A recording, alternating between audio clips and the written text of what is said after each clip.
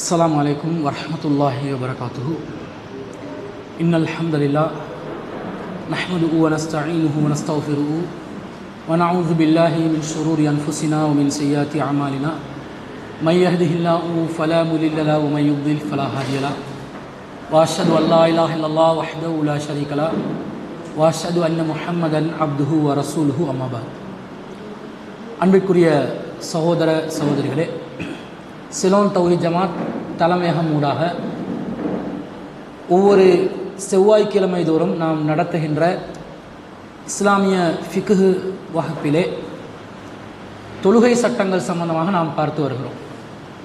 இன்றைய தினம் மூன்றாவது தொடராக தொழுகையில் மிக முக்கியமான அம்சமாக இருக்கக்கூடிய உலு செய்தல் தொடர்பாக நாம் பார்க்கவிருக்கிறோம். இந்த வகுப்பிலே நாங்கள் மார்க்க ரீதியான சட்டங்களை படிக்கிறோம். ஒவ்வொரு தொடரிலும் ஒவ்வொரு பகுதியாக தான் படிப்போம். உலு சம்பந்தமான சில அடிப்படையான பின்னணிகள் என்னன்றதெல்லாம் தெரிஞ்சுக்கொள்ளணும். தண்ணீர் பயன்பாடுகள் சம்பந்தமாக, சுத்தம் அசுத்தம் சம்பந்தமாக இந்த விஷயங்களை தெரிஞ்சு கொண்டு தான் உலுவுக்குள்ளே நுழையணும்.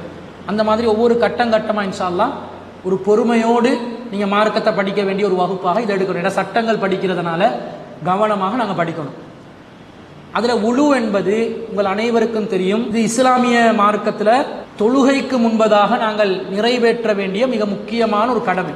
அல்லாஹு ரப்புல் ஆலமீன் திருக்குர்ஆன்ல 5வது அத்தியாயத்தில் 6வது வசனத்தில் அல்லாஹ் சொல்கிறான், யா அய்யுஹல்லதீன ஆமனு இதா குன்தும் இலஸ் ஸலாத்தி ஃபக்ஸிலு வுஜூஹக்கும், நம்பிக்கை கொண்டவர்களே தொழுகைக்காக தயாராகுகின்ற நேரத்தில் ஃபக்ஸிலு வுஜூஹக்கும், உங்களுடைய முகங்களை நீங்கள் கழுவிக்கொள்ளுங்கள்.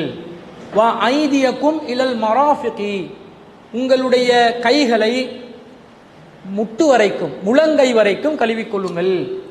வம்சஹு பிருஊசிக்கும், உங்களுடைய தலைகளை ஈரக்கையால் தடவிக்கொள்ளுங்கள். மஸஹ் என்று சொன்னால் ஈரமான கையால், தண்ணியை தொட்டு ஈரமான கையால் தடவிக்கொள்வது, அதான் மஸ்ஹ். அப்போ தலையை தடவுங்கன்றால. வா அர்ஜுலக்கும் இலல் கஅபைனி, உங்கள் 2 பாதங்களை உங்களுடைய கால்களை இலல் கஅபைனி கரண்டை வரைக்கும் கழுவிக்கொள்ளுங்கள். காலில் இருக்கக்கூடிய ஒரு முட்டு இருக்குமே கரண்டை, அது வரைக்கும் காலை கழுவணும் என்று வருது. இது அல்லாஹ் தஆலா உலுவுக்காக வேண்டி சொன்ன அடிப்படையான சட்டமாக அல்லாஹ் சொல்றான். அப்போ உலுவுடைய ஃபர்லாக இமாம்கள் கூட வரையறுப்பாங்க தானே, இந்த குர்ஆன் வசனத்தை வச்சு தான் ஃபர்ல வரையறுப்பாங்க. ரசூல்லாவுடைய வாழ்க்கையில் வரக்கூடிய அந்த விளக்கங்கள், மேலதிகமான செயல் விளக்கங்களை வச்சு சுன்னத்தை வரையறுப்பாங்க. இப்போ நம்மளை பொறுத்தளவில் எப்படி நாங்கள் சிந்திக்கணும் என்று சொன்னால், அல்லாஹ் தஆலா உலு என்று எதை சொல்கிறானோ இவ்வளவுதான் அல்லாஹ் சொல்வது. அல்லாஹ் சொன்ன உலுவை இந்த காரியங்களை நாங்கள் நிறைவேற்றினா நிறைவேறுமா இல்லையா?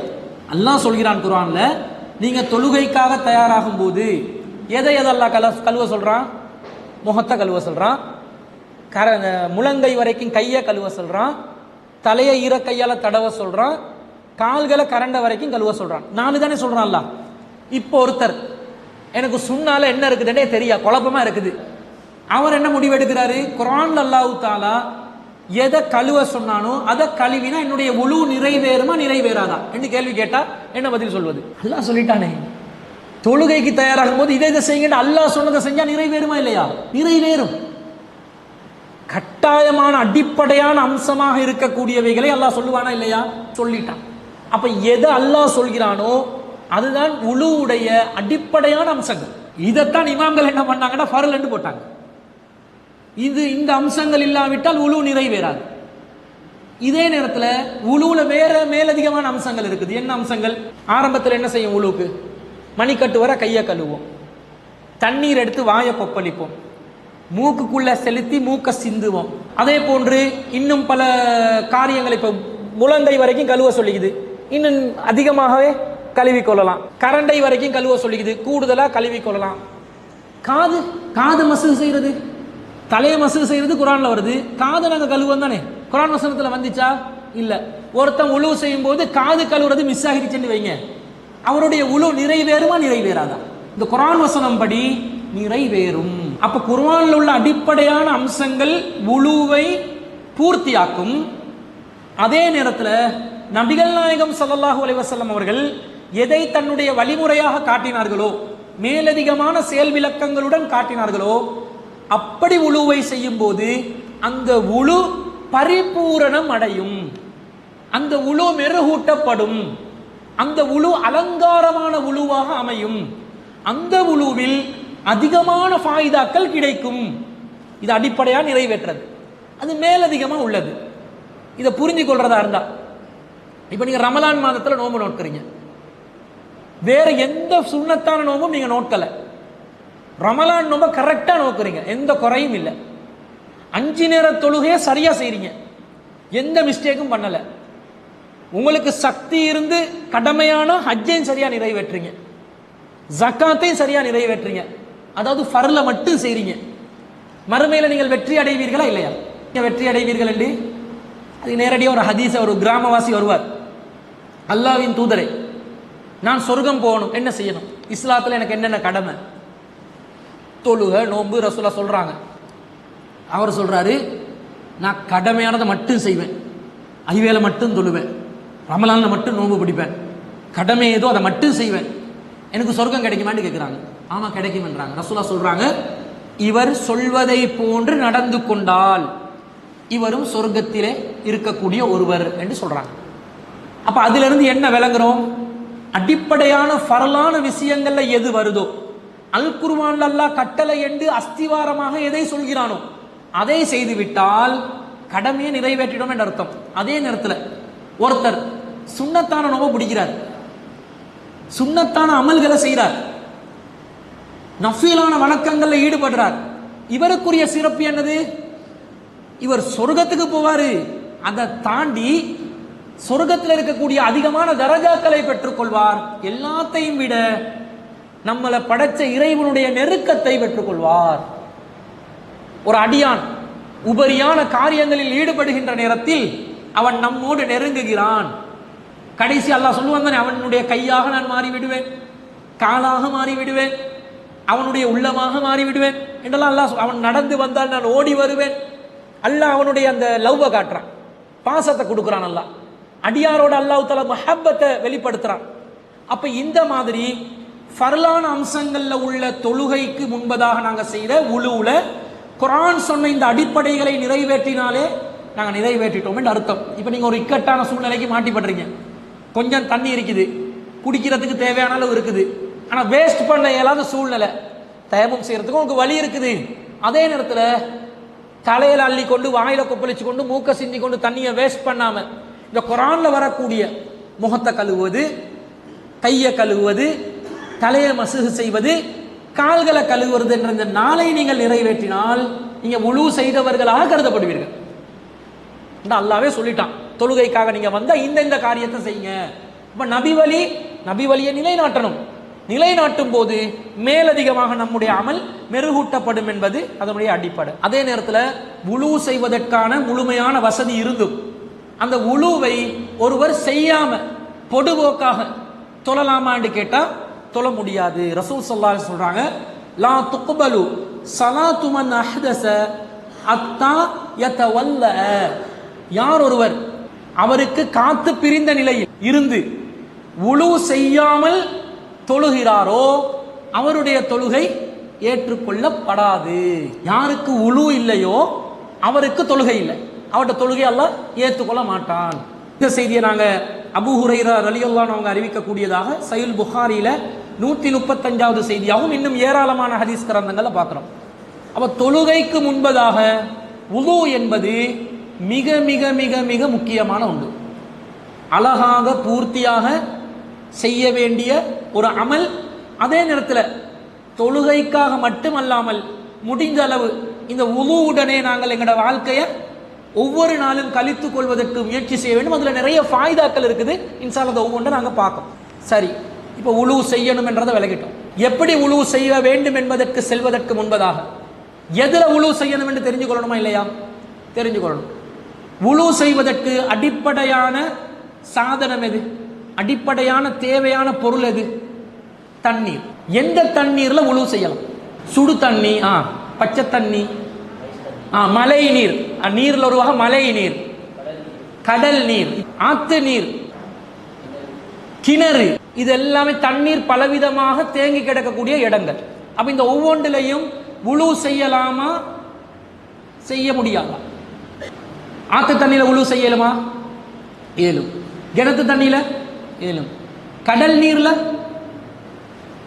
பொதுவாக நாங்கள் எல்லா தண்ணீர்லையும் சுத்தமான தண்ணீர்ல உழு செய்யலாம் என்றது ஓரளவு விளங்கி வச்சிருக்கிறோம். ஆனா முஸ்லிம் சமூகத்தில் இந்த ஏகத்துவ வட்டாரத்தை தாண்டி உள்ளவங்க, குர்ஆன் சுன்னாவுடைய விளக்கங்கள் குறைவாக தெரிந்தவர்கள், கடல் நீர்லாம் உழு செய்வது அது கூடாது என்ற கருத்தில் இருக்கிறாங்க. மற்றதை புரிஞ்சு வச்சிருக்கிறாங்க. மழை தண்ணியில, அதே மாதிரி கிணத்து தண்ணியில, ஆத்து தண்ணியில, இந்த தண்ணீர் ஓடக்கூடிய தண்ணீர்களை, தேங்கி கிடக்கிற தண்ணீர்ல சிறுநீர் கழிச்சதா இருந்தா மட்டும் உழு செய்ய மாட்டாங்க. அது சுத்தமானதாக இருக்கிறதாக தகவல் கிடைச்சா அதுல தேங்கி கிடக்கிற தண்ணி. இப்ப இவர் சொல்ற மாதிரி சுடு தண்ணியா இருந்தாலும், சூடேற்றப்பட்ட தண்ணியா இருந்தா அதுல உழு செய்யலாமா இல்லையா? இந்த மாதிரி விஷயங்கள்ல பெரும்பாலும் மழை நீர், ஓடைகள், கிணத்து நீர் போன்றவைகள்ல உழு செய்யலாம் என்றது விளங்கி வச்சிருக்கிறாங்க. ஆனா கடல் நீரில் உழு செய்யலாமா என்பதை பற்றி கேள்வி கேட்டா கூடாது என்றுவாங்க. காரணம் என்னன்னு சொல்லுவாங்கன்னா, கடல் தண்ணியில உப்பு அதிகமா இருக்குது, அதிகமா சால்ட்டா இருக்குது. கடல்ல என்ன இருக்குது? கெமிக்கல், சோடியமும் குளோரைடும் இருக்குது. அப்ப சோடியம் குளோரைடு அதிகமா இருக்கிறதுனால அது சுத்தம் செய்வதற்குரிய ஒன்றல்ல என்ற மாதிரி கருதி கடல் நீர்ல உழு செய்யக்கூடாது என்று சொல்லுவாங்க. ஆனா தெளிவாக ஜாபிர் இப்னு அப்துல்லா ரலியல்லாஹு அன்ஹு அறிவிக்கக்கூடிய ஒரு செய்தி இப்னு மாஜால 382வது செய்தியாக பதிவு செய்யப்படுகிறது. கேள்வி கேட்கிறாங்க. சுயில ரசூல் ஸல்லல்லாஹு அலைஹி வஸல்லம் அன்ன நபிய ஸல்லல்லாஹு அலைஹி வஸல்லம் சுயில அன் மாஇல் பஹ்ரி. ரசூல் ஸல்லல்லாஹு அலைஹி வஸல்லம் அவர்களிடம் கடல் நீர் சம்பந்தமாக கேள்வி கேட்கப்பட்டது. ஃபகால, ரசூலா சொன்னாங்க, உவ தஹூரு மாஉஹு, அதனுடைய தண்ணீர் சுத்தமானது, அல் ஹில்லு மைதத்துஹு, அதிலே தானாக செத்தது கூட ஹலாலானது என்று சொல்றாங்க. ரெண்டு விஷயம் பேசப்படுது. நேரடியாக ரசூலா சொன்ன வார்த்தை என்ன? அத்தஹூரு மாஉஹு, கடல் தண்ணீருடைய தண்ணீர் சுத்தமானது. சுத்தம் என்று சொன்னாலே என்ன அர்த்தம்? தானும் சுத்தம், பிறரையும் சுத்தம் செய்யக்கூடியது என்று அர்த்தம். இப்ப நாங்க ஒரு கூல் ட்ரிங்க்ஸ் குடிக்கிறோம், எலிபென்ட் ஹவுஸ்ல ஒரு சோடா குடிக்கிறோம், இது சுத்தமா இல்லையா? சுத்தம். அதுல உழு செய்யலுமா? இயலாது. அது சுத்தம் தான். இன்னொன்றை சுத்தப்படுத்துமா? அடுத்தது அதை பயன்படுத்தினாலே டர்ட்டி ஆயிரும். அது அந்த ஆசிட், அந்த சோடால இருக்கக்கூடிய சோடா தன்மைகள் எங்கட கையில பட்டோன்னே உடனே பாக்டீரியாக்களும் என்ன செஞ்சிடும்? வெளிப்படையா அது கொட்டின பிறகு, அது சுத்தமான ஒரு உணவு தானே, அதுல பாக்டீரியாக்கள் என்ன செய்யும்? உருவாகும். அந்த தண்ணீரால இன்னொன்றை சுத்தப்படுத்த இயலாம். அப்ப தண்ணீர் என்று சொன்னா, சுத்தம் என்று சொன்னா, தானும் சுத்தமா இருந்து பிறர் ஒருவரை சுத்தப்படுத்தக்கூடியதாகவும் இருக்கணும். அந்த தன்மையை 100க்கு 1000 கோடி மடங்கு எதுக்கு இருக்குது? கடல் தண்ணிக்கு தான் இருக்குது. இருக்குதுன்றதுக்கு என்ன ஆதாரம் என்று கேளுங்களேன். நம்ம கொழும்பு சிட்டியில உள்ள எல்லா வேஸ்டையும் கொண்டு போயிட்டு எங்க போடுறோம்? கடல்ல தான். என்ன வேஸ்ட்? இந்த ட்ரைனேஜ் லைன் இருக்குது, ட்ரெயின் வாட்டர், அசுத்தமான நீர்கள், கொழும்பு வர்த்தக கட்டிடங்களுடைய ட்ரெயின் சிஸ்டம் முழுவதும் எங்க கொண்டு போயிட்டு சேர்க்கப்படுது? கடல்ல தான். இப்ப கடல் இயற்கையாகவே அசுத்தமான நீரை சுத்தப்படுத்தக்கூடிய தன்மை கொண்டது என்றதை மனிதர், முஸ்லிம் அல்லாதவனே புரிஞ்சு வச்சிருக்கிறான். அப்ப உழு செய்ய இயலாதான்னு கேட்டா தாராளமா இயலும். அதனால தான் ரசூலுல்லாஹ் அத்தஹூரு மாஉஹு, அதனுடைய தண்ணீர் சுத்தமானது. ரெண்டாவது சொல்றாங்க, இந்த டாபிக்கு சம்பந்தம் இல்லை, அல் ஹில்லு மைதத்துஹு, அதில் இருக்கக்கூடிய தானா செத்ததும் ஹலாலானது. மீனை எடுத்து குர்பான் பண்ணியா நீங்க சாப்பிடுவீங்க? உசுரோடு இருக்கிற மீனை மட்டும்தான் நீங்க பிடிச்சி பிஸ்மில்லா அல்லாஹு அக்பர் என்று சொல்லி குர்பான் பண்ணிட்டு தின்னுவீங்களா? செத்த மீன் பட்டாலும் எடுத்து சாப்பிடுவீங்களா? சாப்பிடுவீங்க. ஏன்? மீன் என்பது குர்பானுக்குரியது அல்ல. இன்னொரு பிராணி இது குர்பானுக்குரியது இல்லாத, என்னது? குர்பான் அவசியப்படாத பிராணி, சாப்பிடக்கூடிய ஒரு உணவு, ஒரு உயிரினம், என்னது? வெட்டுக்கிளி. வெட்டுக்கிளியும் மீனும் குர்பான் செய்ய வேண்டிய அவசியம் இல்லை. காரணம், மீன் இந்த இரத்த ஓட்டங்கள் இருக்கக்கூடிய நரம்புகள் இருக்குதா மீண்ட வயிற்றுக்குள்ள? இல்லை. ரத்தம் ஃபுல்லாகவே எப்படி இருக்கும்? ஒரு சின்ன ஒரு வெட்டு போட்டாலே மொத்த ரத்தமும் கலாவி வரக்கூடிய நிலையில் இருக்குமே தவிர இரத்த நாளங்கள் நிறைந்ததாக இல்லை. மீன் செத்திருச்சேன்னா அந்த ரத்தம் எல்லாம் என்ன செஞ்சிடும்? அப்படியே கரைஞ்சி உறைஞ்சி வெளியே வந்துடும். அதுல ரத்தம் கலாவி கொண்டு பீரிட்டு கொண்டு வரக்கூடிய நிலையில் மீனுடைய உடம்புல ரத்தம் கிடையாது, இரத்த நாளங்கள் கிடையாது. எந்த பிராணிக்கு இரத்த நாளங்களில் ரத்தம் ஓடக்கூடிய நிலை இருக்குமோ அதுதான் குர்பான் பண்ணி வெளியேற்றணும். அந்த ரத்தத்தை வெளியே கொண்டு வரணும். பீரிட்டு கொண்டு ரத்தம் வெளியேற்ற வேண்டிய ஒரு நிலை இருக்குது. அது மீனுக்கு கிடையாது, வெட்டுக்கிளிக்கு கிடையாது. அதனால குர்பான் பண்ண தேவையில்ல. அதனால ரசூலுல்லாஹ் சொல்றாங்க, அதுல தானா செத்தாலும் அது உங்களுக்கு ஹலால் தான், சாப்பிடலாம் என்றாங்க.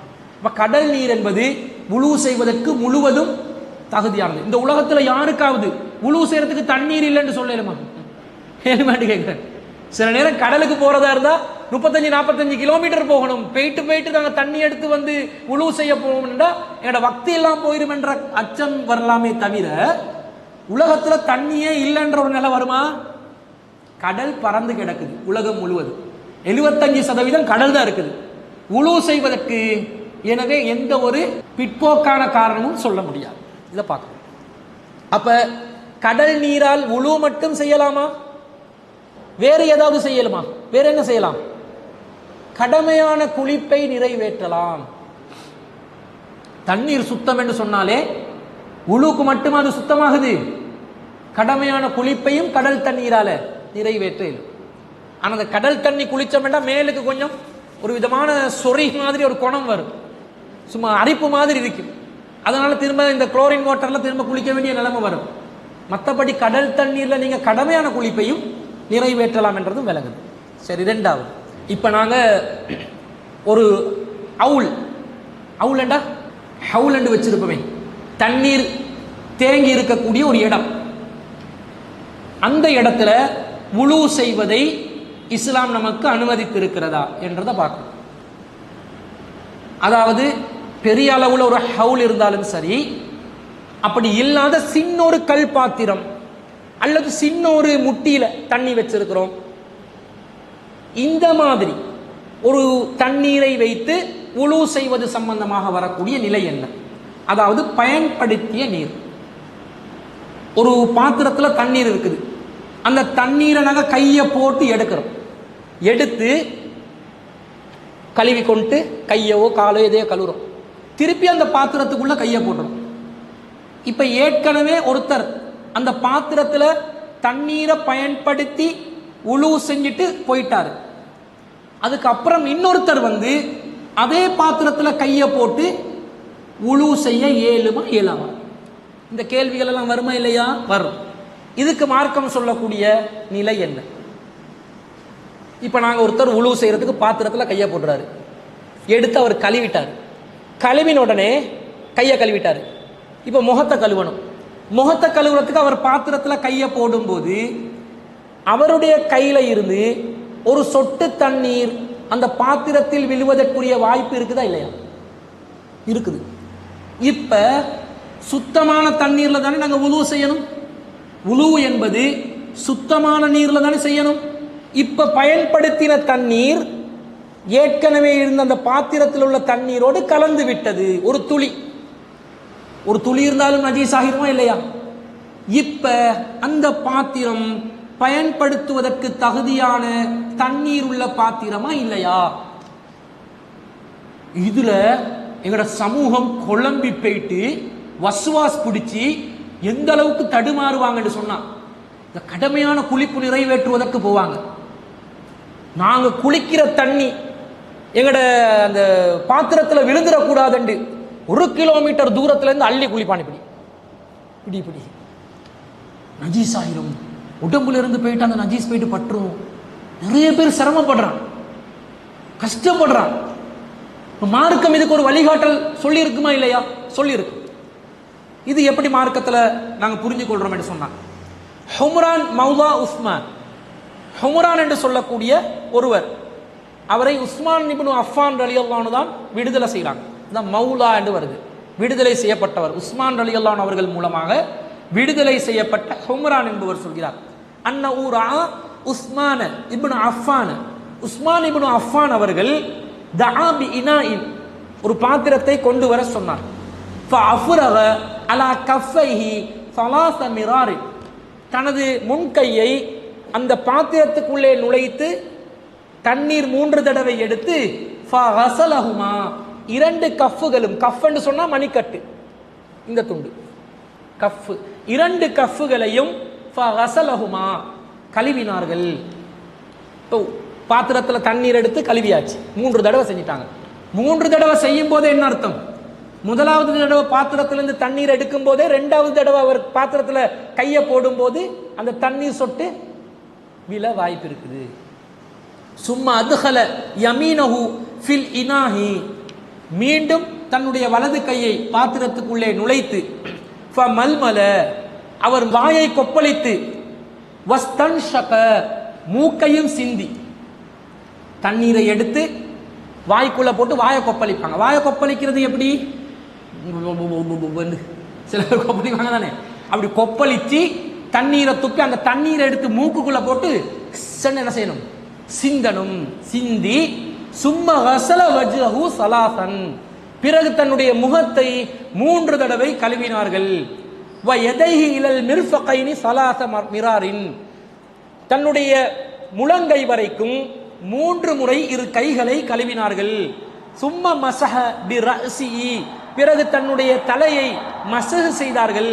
சும்மா கஸல ரிஜ்லைஹி ஸலாஸ மிராரின், பிறகு 3 தடவை 2 கால்களையும் கழுவிக் கொண்டார்கள். இலல் கஅபைனி, கரண்டை வரைக்கும் கழுவினார்கள். கழுவிட்டு சும்ம கால, பிறகு சொன்னார்கள், கால ரசூலுல்லாஹி ஸல்லல்லாஹு அலைஹி வஸல்லம, ரசூல் ஸல்லல்லாஹு அலைஹி வஸல்லம் அவர்கள் சொன்னார்கள், மன் தவல்ல நஹ்வ வுதுஇ, நான் இப்படி உலு செய்தேனோ, என்னுடைய இந்த உலுவை போன்று யார் உலு செய்வார்களோ, ஹாதா, இந்த உலுவை போன்று யார் உலு செய்வார்களோ, சும்மா ஸல்லா ரக்அத்தைனி, பிறகு 2 ரக்அத்துகள் தொழுவார்களோ, லா யுஹத்திஸு ஃபீஹிமா நஃப்ஸஹு, அவருடைய உள்ளத்துல வேற எந்த ஒரு இன்டென்ஷனும் இல்லாமல் தொழுகையை மட்டும் நினைச்சு அந்த அமலை செய்வாரோ, உஃபிர லஹு மா தகல்லம மின் தம்பிஹி, அவருடைய முன்பாவங்கள் எல்லாம் மன்னிக்கப்படும். என்ன செய்தி என்று பாருங்க, சுப்ஹானல்லாஹ். ஹும்ரான் அவர்கள் அறிவிக்கிறார்கள், புகாரியில 164வது செய்தி. அதாவது ரமலான்ல யார் நோன்பு நோட்பாரோ, யார் ரமலான்ல லைலத்துல் கத்ரை அடைவாரோ, உஃபிர லஹு மா தகல்லம மின் தம்பிஹி, அவருடைய முன்பாவங்கள் எல்லாம் மன்னிக்கப்படும் என்று சொல்லப்படுதோ, அதே மேட்டர் பாருங்க, சரியான முறையில் உது செய்து விட்டு 2 ரக்காத் மனசுல எண்ணம் வச்சுக்கொள்ளணும், தொழ போறேன் அவ்வளவுதான் என்ற எண்ணத்தோட செஞ்சா முன்பாவங்கள் மன்னிக்கப்படுதா? இந்த நியத்துல எப்பயாவது உழு செஞ்சுக்கிறீங்களா? இறைவா உழு செய்யறேன், அப்படியே தொழ போறேன், என் முன்பாவங்கள் மன்னிக்கப்பட்டுறணும். நோம்பு பிடிக்கும் போது எண்ணம் வருது, லைலத்துல் கத்ர் இரவு அடையும் போது அந்த எண்ணத்தோட செய்யறோம், கியாமுல் லைல் தொழும் போது அந்த எண்ணம் வருது, உழு செய்யும் போது வருதா? வருது இல்ல. அப்ப இந்த ஹதீஸ்ல அந்த சிறப்பு பேசப்பட்டது. அது சட்டம் என்ன? கையை போடுறாங்க பாத்திரத்துல, திரும்ப கொப்பளிக்கிறாங்க, மீண்டும் கையை போடுறாங்க, முகத்தை கழுவுறாங்க, ஒரு துளி நீர் அந்த பயன்படுத்தின தண்ணீருக்குள்ள விழுந்து இருக்காதா? விழும். விழ வாய்ப்பு இல்லையா? அப்படி விழக்கூடாது என்று இருந்தால் பாத்திரத்தில் மீண்டும் கையை நுழைக்கும் பொழுது உங்களுடைய கைகளிலிருந்து தண்ணீர் பாத்திரத்துக்குள்ளே விழுந்து விடாமல் பாதுகாத்துக் கொள்ளுங்கள் என்று ரசூலுல்லாஹ் சொல்லியிருப்பாங்களா இல்லையா? இயற்கையா ஒரு செயலை செய்யும் போது அது நடக்கும் என்று விளங்குது. அப்ப நடக்கும் என்று எது விளங்குதோ அது உலுவுக்கு தடையாக இருந்தால் ரசூல் அதை தடுத்திருப்பாங்களா இல்லையா? தடுத்திருப்பாங்க. தடுக்கவில்லை என்பதிலிருந்து என்ன விளங்குது? எது நடக்க வாய்ப்பு இருக்குதோ அதை மார்க்கம் அனுமதித்து விட்டது. இப்ப எதுக்கு வஸ்வாஸ் பிடிச்சி அலைகிறாங்க? ஒரு பாத்திரத்துல தண்ணீர் இருந்தா கையை போட்டு, வலது கையை போட்டு தண்ணீரை எடுத்து உழுவு செய்து கொண்டு சென்று விடுங்கள். அது அசுத்தமாகுமா? அதுல கிருமி வருமா? இவங்களுக்கு எதுக்கு அந்த யோசனை? முதல்ல சுத்தம் என்றதை பத்தி பேசுறது வெளிப்படையான சுத்தம் தானுங்க. 100க்கு 100 நாங்க சுத்தமா இருக்க முடியுமா? நீங்க சோப்பை போட்டு கையை கழுவுறீங்க, 100க்கு 100 கிருமி எல்லாம் போயிடுமா? நீங்க தேவையான அளவுல மைக்ரோஸ்கோப் போல வச்சு பார்த்தீங்கன்னா உங்களோட கையில் இருக்கக்கூடிய கிருமிகள், பாக்டீரியாக்கள், வைரஸ்கள் எல்லாம் என்னன்றது விளங்குமா இல்லையா? உன் மார்க் அப்படியா பார்க்க சொல்லிச்சு? சுத்தம் என்றால் வெளிப்படையாக இருக்கக்கூடிய மனிதர்கள் பொதுவாக அங்கீகரிக்கக்கூடிய அடிப்படையில் இருக்கக்கூடிய சுத்தம். அப்ப மார்க்கம் அனுமதிச்சிருச்சு. வஸ்வாசுடன் தண்ணீர் விஷயத்தில் நடக்க வேண்டிய அவசியம் இல்லை. இந்த வஸ்வாஸ் பிடித்தவர்களுக்கு சொல்லிக் கொள்றோம், கவனமா இருக்கணும். இருக்கிறாங்க வஸ்வாஸ் என்னன்னு தெரியுமா? ஒரு செயலை செய்யணும் என்ற அந்த நுணுக்கத்தில் மீண்டும் மீண்டும் அந்த செயல் சரியாக நிறைவேற்றவில்லையோ அந்த மன குழப்பத்தில் இருக்கிறது வஸ்வாஸ். அந்த வஸ்வாஸ் இந்த தண்ணீர் விஷயத்தில் நிறைய பேருக்கு இருக்குது. அது வர வேண்டியதில்லை என்பது, பயன்படுத்திய தண்ணீரை மீண்டும் பயன்படுத்தலாம் என்பதற்கு இது நேரடியான ஹதீஸாக இருப்பதை நாங்கள் பார்க்கிறோம். இதே மாதிரி ஒரு செய்தி வருது, அது புகாரில 192வது செய்தி. அதுலயும் வருது, சும்மா அதுஹல யதஹு ஃபில் இனாஇ, பிறகு அவர் தன்னுடைய கையை அந்த பாத்திரத்துக்குள்ளே நுழைவித்தார். முதல்ல வாயை கொப்பளிக்கிறாங்க, மூக்க சிந்துறாங்க, பிறகு கையை நுழைவி. இதெல்லாம் யாரு செய்யறது? உஸ்மான் இப்னு அஃபான் ரலியல்லாஹு அன்ஹு. அவர் என்ன சொல்றார்? இப்படி ரசூல் ஸல்லல்லாஹு அலைஹி வஸல்லம் அவர்கள் செய்தார்கள், இப்படி அல்லாஹ்வின் தூதர் ஸல்லல்லாஹு அலைஹி வஸல்லம் அவர்கள் செய்தார்கள். ரசூலுல்லாவே எதை அனுமதித்தார்களோ மற்றவர்கள் அதை தடுத்துக் கொள்ள வேண்டிய எந்த ஒரு அவசியமும் இல்லை. ஆனா ஒரு விஷயம் இருக்குது, பாத்திரத்துக்குள்ள கையை நுழைக்கிறதுக்கு முன்னாடி அடிப்படையா அந்த கை சுத்தமா இருக்கணுமா இல்லையா? இப்ப நீங்க டாய்லெட்டுக்கு போயிட்டு வாரீங்க, அந்த கையை பாத்திரத்துக்குள்ள போட்டா, இந்த நிறைய பள்ளிவாசல்கள்ல ஹவுல் வச்சிருப்பாங்க தானே, பெரிய நீர் தொட்டி, அதுல போய் கையை போடுறதுக்கு பயன்தான். ஏண்டுகளே, கண்டவனும் வந்து அதுல கையை போடுவான், எந்த நிலையில போடுறான்ன்றது தெரியல. அதனால இப்ப மக்கள் வந்து டெப்பு வைக்கிற அந்த பழக்கத்துக்கு வந்துட்டாங்க. ஒவ்வொரு பள்ளிவாசல் நிர்வாகமும் யோசிச்சு டெப் பயன்படுத்துறாங்க.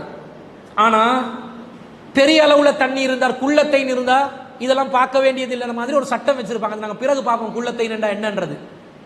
அடிப்படையான விஷயம், தேங்கி கிடக்கிற இடத்துல கையை விடுவதற்கு முன்பதாக, அது பெரிய இடமா இருந்தாலும் சரி, சிறிய பாத்திரமா இருந்தாலும் சரி, அடிப்படையான சுத்தத்தில் கை இருக்க வேண்டும். இப்ப நீங்க சாப்பிட்டு முடிஞ்சு ஒரு பாத்திரத்துக்குள்ள சும்மா கையை போடுவீங்களா? போட மாட்டீங்க. என்ன செய்வீங்க? கையில் இருக்கிற எச்சில் எல்லாம் கழுவப்பட்ட பிறகுதான் என்ன செய்வீங்க? பாத்திரத்துக்குள்ள கையை போடுவீங்க. இது அடிப்படையான நாலேஜா இல்லையா? நாலேஜ். இதே உழுவுக்கும் இருக்கணும். பாத்திரத்துக்குள்ள கையை போடுறீங்க, அதுல நஜீஸ் இருக்குது, கையில ஆல்ரெடி நீங்க உங்களுக்கு தெரியக்கூடிய விதத்துல அசுத்தம் இருக்குது, அந்த அசுத்தத்தை கழுவிட்டு தான் நீங்க பாத்திரத்துக்குள்ள கையை போடணும். இல்லாட்டி அதை எடுத்து திரும்ப நீங்க வாய்க்குள்ள போட்டீங்கன்னா மூக்க சிந்தனும், வாயை கொப்பளிக்கணும், அசுத்தம் கையில் இருக்குதுன்னு தெரியுது, அதை கழுவணுமா இல்லையா? கழுவிக்கொள்ளணும். இதை எப்படி விளங்குறோம் என்று சொன்னா, அண்ணன் நபிய ஸல்லல்லாஹு அலைஹி வஸல்லம் கால, ரசூல் ஸல்லல்லாஹு அலைஹி சொல்றாங்க, இதஸ்தைகல அஹதுக்கும் மின் நௌமிஹி, உங்கள யாராவது ஒருத்தர் தூக்கத்திலிருந்து விழித்துக் கொண்டால், இரவுல தூங்குறீங்க, திடீரென்று முழிப்பு வருது, ஃபலா யஹ்மிஸ் யதஹு ஃபில் இனாஇ, அவர் தன்னுடைய கையை பாத்திரத்துக்குள்ளே நுழைத்து விட வேண்டாம். அத்தா யஹ்சிலஹா ஸலாசன், 3 தடவை கைகளை கழுவும் வரைக்கும் பாத்திரத்துக்குள்ள கையை போடாதீங்க. ஏன் தெரியுமா? ஃபஇன்னஹு லா யத்ரி ஐன பாத்தத் யதுஹு, அவனுக்கு தெரியாது அவனுடைய கை நைட்ல எங்கெங்கெல்லாம் போச்சு, அவனுக்கு தெரியாது என்று ரசூல் ஸல்லல்லாஹு அலைஹி சொன்ன செய்தியை அபூ ஹுரைரா ரலியல்லாஹு அன்ஹு அறிவிக்கிறாங்க. சஹீஹ் முஸ்லிம்ல 467வது செய்தி. நாங்க தூக்கத்தில் இருக்கிறோம்னு என்ன அர்த்தம்? அரை மையத்து தானே, என்ன செய்யறோம் விளங்குமா? பாதி உணர்வு இருக்கும், பாதி உணர்வு இருக்காது. சில பேர் வந்து தூக்கத்தில் என்ன பண்ணுவான், போற வார இடம் விளங்காது மூக்கு கிண்டுவான். சில பேர் பாத்தீங்களா, பஸ்ல இப்படி எண்டுவான், ட்ரெயின்ல போனாலும் இப்படி எண்டுவான். யாராவது கூர்ந்து கவனிக்கிறது விளங்கினா மட்டும்தான். சில பேர் இப்படி எண்டு வாயிலையும் போட்டுக் கொள்வான். அப்படி ஆட்கள் இருக்கிறாங்க. அது ரொம்ப டேஸ்டா. இப்படி சைத்தான் வேலை பார்க்கிறவங்க இருக்கிறாங்க விழிப்போட நைட்ல. அதனால கை எங்க எங்க படும் நஜீஸ். அந்த காலத்துல ரசூல் ஸல்லல்லாஹு அலைஹி வஸல்லம் இந்த அடிப்படையை வச்சு கூட சொல்லியிருக்க மாட்டாங்க. எதை சொல்லுவாங்க? அவங்க தரையில படுப்பாங்க, சிமெண்ட் இருக்காது, டைல்ஸ் இருக்காது, தரையில பலவிதமான வைகள் இருக்கலாம். ஒரு பூச்சி வரலாம், அதனுடைய விஷம் கூட கையில பட்டு இருக்கலாம். இப்ப கருப்பான் பூச்சி வந்து நைட்ல கையில நின்றுச்சுன்னு வைங்க, நம்மளவன் என்ன பண்ணுவான், எடுத்து நல்ல ஒரு பாபிக்யூ சாப்பிட்ற எண்ணத்தில் வாயில கூட போட்டுக்கொள்வான். அதுக்கு பிறகு துப்புவான். எனக்கு தெரிஞ்ச ஒரு ஃப்ரெண்ட் உண்டு. இந்த பன் இருக்குது தானே, பன் இப்படி மூடி தானே வச்சிருப்பாங்க, க்ரீமை போட்டு அதை போட்டு இதை போட்டு மூடி வச்சிருப்பாங்க. இவ எடுத்து ஒரு கடிச்சா நடுவில் ஒரு கரப்பான் பூச்சி, அந்த மாதிரி மூடி இருந்ததுலாம் திறந்து பார்த்து சுத்தமாக இருக்குதான்னு பார்த்து தான் என்ன செய்யணும், அதுகளை பயன்படுத்தி கொள்ளணும். அப்போ விழிப்புல இப்படி மிஸ்டேக் நடக்கும்போது இரவுல தூக்கத்தில் தரையில் அங்கும் இங்குமாக கைகள் படலாம், நஜீசுகளை தொடலாம், அசுத்தங்களை மேயலாம். இந்த நிலையில் நாங்கள் கைகளை கழுவிட்டு தான் என்ன செய்யணும், பாத்திரத்துக்குள்ள கையை விடணும் என்றது இந்த செய்தியிலிருந்து நாங்கள் விளங்கிக் கொள்றோம். படக்கூடாத இடங்கள்ல பட்டு அசுத்தமாகி அந்த அசுத்தம் தண்ணீருக்குள்ள விழுந்து அந்த தண்ணீர் நஜீஸானால் அப்ப அந்த தண்ணீர் பயன்படுத்துவதற்கு தகுதியான தண்ணீரா இல்லை. அதுல கவனமாக இருக்க வேண்டும் என்பதை விளங்கிக் கொள்ளணும். அடுத்ததாக இப்ப ஒருத்தர் அவ பயன்படுத்தின தண்ணீர்ல உழு செய்யறது தப்பு இல்லைன்றது விளங்குது. கை சுத்தமா இருக்கணும், பாத்திரத்துக்குள்ள கூட கை போடலாம். நம்மட கையில இருந்து உழு செய்யற தண்ணி மீண்டும் அந்த பாத்திரத்துல கையில பட்டு விழுந்திருந்தாலும் அந்த தண்ணீர் நஜீஸ் ஆகாது.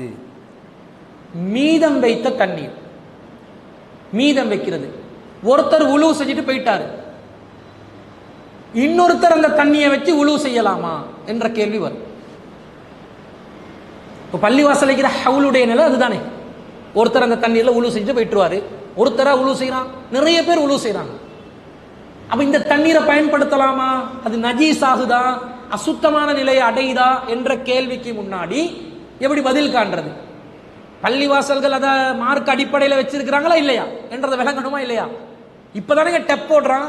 காலாகாலமா எதை பயன்படுத்தினாங்க, இந்த கல்வெட்டுகள்ல தண்ணீர் வச்சிருந்தாங்க, பெரிய ஹவுல்களை வச்சுதானே தண்ணீரை வச்சிருந்தாங்க உழுக்கு. அது மார்க் அடிப்படையில் கூடுமா கூடாதா என்றதை சிந்திக்கணும். இதை நாங்க எப்படி பார்க்கிறோம் என்று சொன்னா, ஒருத்தர் பயன்படுத்தினதை இன்னொருத்தர் பயன்படுத்தலாமா தண்ணீரை என்பதை ஒரு ஹதீஸ்ல இருந்து நாங்க விளங்குறோம். இந்த ஹதீஸ் ஆயிஷா ரலியல்லாஹு அன்ஹா அவங்க அறிவிக்கிறாங்க. சஹீஹ் புகாரில 263வது ஹதீஸ். குந்து அக்தஸிலு அன வன் நபியு ஸல்லல்லாஹு அலைஹி வஸல்லம் மின் இனாஇன் வாஹிதின். நானும் அல்லாஹ்வின் தூதர் ஸல்லல்லாஹு அலைஹி வஸல்லம் அவர்களும் ஒரே பாத்திரத்தில் கடமையான குளிப்பை நிறைவேற்றக்கூடியவர்களாக இருந்தோம். ஒரே பாத்திரத்தில் நாங்கள் குளிக்கக்கூடியவங்களா இருந்தோம், ஒன்றாக குளித்திருக்கிறோம். மின் கதஹின், அது ஒரு கல் பாத்திரம். யுக்காலுலகுல் ஃபரகு, அதுக்கு ஃபரக்கு என்று சொல்வார்கள். அப்ப ஒரே பாத்திரத்தில் நபி ஸல்லல்லாஹு அலைஹி வஸல்லம் அவர்கள் ஆயிஷா ரலியல்லாஹு அன்ஹா அவர்களோட குளிச்சிருக்கிறாங்க. ஒரே பாத்திரத்தில் குளிக்கும் போது ஹஸ்பண்ட் அண்ட் வைஃப் தான். ஒருத்தர் பயன்படுத்தின தண்ணீரை இன்னொருத்தர் பயன்படுத்தலாமான்றது இப்ப கேள்வி. ரசூல் ஸல்லல்லாஹு அலைஹி வஸல்லம் தண்ணீரை எடுத்து ஊத்தும் பொழுது ரசூல மீண்டும் தண்ணீருக்காக கையை விடும் போது மீண்டும் என்ன செய்யும், தண்ணீர் பாத்திரத்தில் விடும். இப்ப ஆயிஷா ரலியல்லாஹு அன்ஹா தண்ணீரை எடுத்து ஊத்திக் கொள்வாங்க. இப்ப ஆயிஷா ரலியல்லாஹு அன்ஹா மீண்டும் தண்ணீரை எடுப்பதற்காக கையை விடும் போது அவங்களோட கையில் இருக்கிற தண்ணீர் விழும். ரெண்டு பேரும் கடமையான குளிப்பு, அதாவது மொத்தமாக அவங்க நஜீஸாகி இருக்கிறாங்க. ரெண்டு பேரும் குளிப்பு நிறைவேறினால் தான் தொழவே இயலும் என்ற நிலையில் தன்னுடைய உடம்பில் பட்ட தண்ணீர் பாத்திரத்துக்குள்ள விழுது, அதுல இருக்கக்கூடிய தண்ணீரோடு கலக்குது. அந்த தண்ணியை பயன்படுத்தலாமான்னு கேட்டா பயன்படுத்தலாம். கடமையான குளிப்பே நிறைவேற்றி இருக்கிறாங்க. ஒரு சின்ன பாத்திரத்துல, ஒரு சின்ன பாத்திரம், அது கல் பாத்திரம், அந்த பாத்திரத்தில் நிறைவேற்றி இருக்கிறாங்கடா. ஹவுலண்டு பள்ளிவாசல்ல வச்சிருக்கிறது சின்ன ஒண்டா பெரிய ஒன்று தானே. அவங்க குள்ளத்தைன் என்ற ஒரு வாதம் வைப்பாங்க. ஆனா அந்த வாதம் அவசியமே இல்லை. ஏனென்னுங்களே, சின்ன பாத்திரத்தில் கடமையான குளிப்பே நிறைவேற்றப்பட்டிருக்குது. பள்ளிவாசல்கள் வைக்கிற பெரிய நீர் தேங்கிகள், தடாகங்களை போன்ற ஹவுல்களை வைத்திருக்கிறார்கள். அதுல ஒருத்தர் கையை போட்டு தண்ணீர் எடுத்து மீண்டும் அவருடைய கையில் இருக்கிற தண்ணீர் அந்த ஹவுலுக்குள்ளே விழுவதனால் அந்த ஹவுலில் இருக்கக்கூடிய தண்ணீர் அசுத்தமாகுமா? அசுத்தமாக. அதனால தான் அதை பயன்படுத்தி வராங்க. அவங்க வேறொரு நோக்கத்தை வச்சிருப்பாங்க, குள்ளத்தை என்ற அடிப்படை வச்சிருப்பாங்க. அந்த அடிப்படை தவறாக இருந்தாலும் இந்த ஹதீஸில் இருந்து நாங்கள் விளங்குறோம். ஹவுலோண்டு கூட என்ன செய்யலாம், ஒரு பள்ளிவாசல் ஏற்பாடு செய்து வைத்தால் அது தவறு கிடையாது. ஆனால் மாசத்துக்கு ஒருக்கையாவது அது சுத்தப்படுத்தணும். அது காலம் முழுக்க தண்ணீர் அப்படியே வச்சா என்ன செய்யும், அந்த தண்ணீருடைய இயல்பான தன்மை மாறிவிடும். இயல்பான தன்மை மாறிச்சண்டா பச்சை பசேரண்டு ஆவிச்சென்று வைங்க ஹவுல் தண்ணி, அப்ப அது சுத்தமான தண்ணீர் இடத்துல இருந்து விலகிடும். அப்படி இல்லாத நிலைக்கு அந்த தண்ணீரை பயன்படுத்தக்கூடியதா வைக்கணும் என்றது நாங்கள் விளங்கிக் கொள்றோம். அடுத்தது, ஒரு பாத்திரத்தில் தண்ணீர் இருக்குது, அந்த தண்ணீர்ல காகம் வந்து வாய வைக்குது, பூனை வாய வைக்குது, நாய் வாய வைக்குது, எலி வாய வைக்குது, பள்ளி ஒன்று வந்து விழுது, பூச்சிக்கள் வந்து விழுது. இந்த நிலையில் அந்த தண்ணீரை பயன்படுத்தலாமா பயன்படுத்த முடியாதா என்பதை நாங்கள் அறிந்து கொள்ள வேண்டும். அதுக்கு ஒரு செய்தி நேரடியாக வருது. பொதுவாக ஒரு கோழி, வீட்டு வாசல்ல நாங்கள் கோழி வளர்ப்போமா இல்லையா, ஒரு பேசன்ல தண்ணி வச்சிருக்கிறோம். கோழி வந்து பேசன்ல என்ன செய்யுது, தண்ணீர் குடிக்குது. அல்லது ஒரு சிட்டுக்குருவி வந்து தண்ணீர் குடிக்குது. அல்லது நாங்கள் ஒரு புறாவை வளர்க்குறோம், அந்த புறா வந்து தண்ணியை குடிக்குது. அல்லது ஒரு பூனை வந்து தண்ணியை குடிக்குது. அல்லது நம்ம தெருவில் இருக்கக்கூடிய சொறி நாய் ஒன்று வந்து தண்ணியை குடிக்குது. இந்த நிலையில் அந்த தண்ணீர் சுத்தம் அசுத்தம் என்பதை எவ்வாறு தீர்மானிப்பது? எல்லாமே எந்த பிராணி வாய வச்சாலும் சுத்தம் என்று முடிவு செய்வதா, எந்த பிராணி வாய வச்சாலும் அசுத்தம் என்று முடிவு செய்வதா, அல்லது அதற்கு வேறு விதமான சட்டங்கள் இருக்குதா என்றதையும் நாங்கள் விளங்கிக் கொள்ளணும். இப்ப ஒரு ஹதீஸ் வருது, இதை வந்து அபூ கத்தாதா அவர்கள் செயலாற்றி காட்டியதாக கப்ஷா பின்த் கஅப் இப்னு மாலிக் அவர்கள் அறிவிக்கிறார்கள். ஒரு பெண்மணி அறிவிக்கிறாங்க, அன்ன அபா கத்தாதா, அபூ கத்தாதா அவர்கள் தஹல அலைஹா, கப்ஷா இடம் செல்கிறார்கள். சும்ம தக்கரத் கலிமத்தன் மஅனாஹா, பிறகு வந்து ஒரு வார்த்தையை சொல்றாங்க. ஃபஸகத்து லஹு வுதுஅன், பிறகு அவங்க ஒரு வார்த்தையை சொன்னா அவங்க உளுவுக்காக வேண்டி தண்ணீரை கொண்டு வந்து வைக்கிறாங்க. ஃபஜாத் ஹிர்ரத்துன், ஒரு பூனைக்குட்டி வருது. ஃபஸரிபத் மின்ஹு, அந்த தண்ணீர்ல இருந்து பூனைக்குட்டி தண்ணீரை குடிக்குது. ஃபஅஸ்கா லஹா லஹல் இனா, கத்தாதா என்ன செய்யறார், அபூ கத்தாதா அந்த பூனைக்கு தண்ணீரை குடிக்கிற மாதிரிக்கு அந்த பாத்திரத்தை சரிச்சு வைக்கிறார். இன்னும் குடி இன்னும் குடி என்று சரிச்சு வைக்கிறார். காலத் கப்ஷத்து, கப்சா சொல்றாங்க பெண்மணி, ஃபரஆனி அன்துரு இலைஹி, நீங்க வந்து செய்யற காரியம் என்னைய வந்து பார்க்கக்கூடியதாக நீங்க என்னைய பார்த்து கொண்டு இருந்தீங்க. பகால அத்தஅஜபீன யா இப்னத அஹி, கப்சாவை எனது சகோதரனின் மகளே, நான் செஞ்ச இந்த காரியத்தை பார்த்து நீங்க வியப்படைறீங்களா, ஆச்சரியப்படுறீங்களா? ஃபகுல்து நஅம், கப்சா சொல்றாங்க ஆமா, என்ன புதுசா இருக்குது, பூனைக்கு வந்து தண்ணியை வந்து குடிக்க வைக்கிறீங்க, அந்த தண்ணீரை உழுவுக்காக கொண்டு வந்த தண்ணீர், அதுல நீங்க உழு வேற செய்றீங்க, இது வந்து புதுனமா இருக்குது அப்படின்னு சொல்றாங்க. அப்ப அவங்க சொல்றாரு, கால அபூ கத்தாதா சொல்றார், இன்ன ரசூல் அல்லாஹி ஸல்லல்லாஹு அலைஹி வஸல்லம் கால, ரசூல் ஸல்லல்லாஹு அலைஹி வஸல்லம் சொன்னாங்க, இன்னஹா லைஸத் பி நஜஸின், இந்த பூனை இருக்குது அது நஜீஸ் அல்ல என்று சொன்னார்கள். இப்ப பூனை வளர்க்கிறவங்களுக்கு எல்லாம் சந்தோஷமா இருக்கு, பூனை நஜீஸ் இல்ல. யாரு சொன்னா? ரசூல் ஸல்லல்லாஹு அலைஹி வஸல்லம் சொல்லிட்டாங்க. பூனை என்பது நஜீஸான ஒரு மிருகம் அல்ல. இன்னமாஹிய மினத் தவ்வாஃபீன அலைக்கும் வத் தவ்வாஃபாத்தி, இந்த பூனை வகைராக்கள் இருக்கிறதே அவைகள் என்ன என்று சொன்னா, உங்களை சுற்றி வரக்கூடிய மிருகங்கள், உயிரினங்கள். அப்ப ரசூல பூனைக்கு மட்டும் சொல்றாங்கல்ல, இப்ப உங்களை சுத்தி வரக்கூடிய விதத்தில் இருக்கக்கூடிய பிராணிகள் எதுவாக இருந்தாலும், புலி கரடி எல்லாம் எங்களை சுத்தி வருமா? இல்ல. வீட்டு பிராணிகள், செல்ல பிராணிகளாக எது இருக்கிறதோ அவைகள் வாய் வைத்தால் அவைகள் நஜீஸ் அல்ல என்பதை இந்த பூனையுடைய சம்பவத்தை வைத்தே நபி ஸல்லல்லாஹு அலைஹி வஸல்லம் அவர்கள் சொல்லி இருக்கிறார்கள் என்று அபூ கத்தாதா அவர்கள் அறிவிக்கிறார்கள். இந்த செய்தியை நசாயில 67வது செய்தியாக நாங்க பார்க்கிறோம். சஹீஹான ஒரு ஹதீஸ். இப்ப பூனை என்பது நஜீஸ் இல்லை. ஒரு மௌலவி ஒருத்தர் சொல்லியிருந்தாரு, பூனை வந்து வீட்டில் இருந்தா மலக்குமார்கள் வரமாட்டாங்க, ஜின்கள் வந்து குடியேறுவாங்க என்ற மாதிரி அது பொய் என்றது இந்த ஹதீஸ்ல இருந்து தெளிவா விளங்குது. இப்போ பூனை நஜீஸ் இல்லை என்றால் பூனை வாய் வச்ச தண்ணீர் உதுவுக்காக வேண்டி பயன்படுத்தலாம்.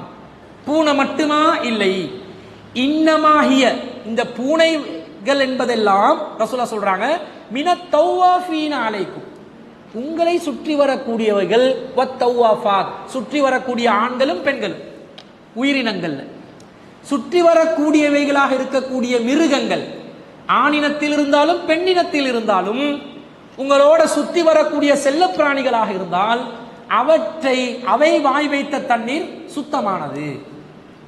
இப்போ கோழி நம்மளை சுற்றி வரக்கூடியதானே, சுற்றி வந்தோடனே நாங்கள் என்ன சுற்றி எடுத்து குர்பானை கொடுத்து சாப்பிடுவோம், அது வேற விஷயம். ஆனால் நம்மளை சுற்றி வரக்கூடியது புறாக்கள், மைனாக்கள், லவ் பேர்ட்ஸ்கள், வீடுகளில் வளர்க்குற செல்ல பிராணிகள், பூனைகள்,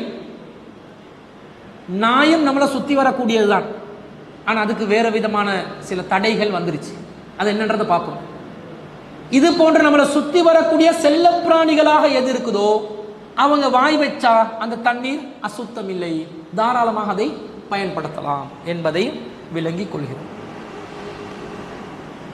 அப்ப நாய்க்குரிய நிலைமை என்ன?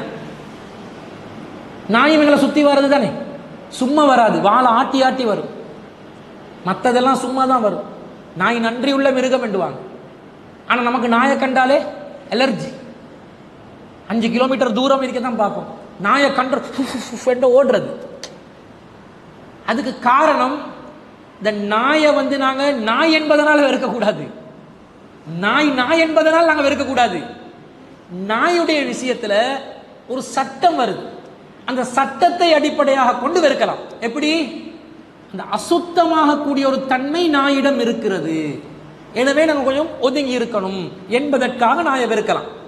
எப்படி வருது? அபூ ஹுரைரா ரலியல்லாஹு அன்ஹு அறிவிக்கிறாங்க, சஹீஹ் புகாரில 172வது செய்தி, இதா ஷரிபல் கல்பு ஃபீ இனாஇ அஹதிக்கும், ஒரு நாய் உங்கள் யார் ஒருவருடையாவது பாத்திரத்தில் குடித்தால், தண்ணீரை வாயை வைத்து குடித்தால், அந்த பாத்திரத்தை 7 தடவைகள் கழுவ வேண்டும். இப்ப நாய் வாயை வச்சு குடிக்குது, பாத்திரத்தையா நக்கி கொண்டு குடிக்கும். நாய் வாயை வச்சு குடிக்கும் போது இப்படி நாங்க கப்புல வாயை வைக்கிற மாதிரி நாய் வைக்குமா? வைக்காது.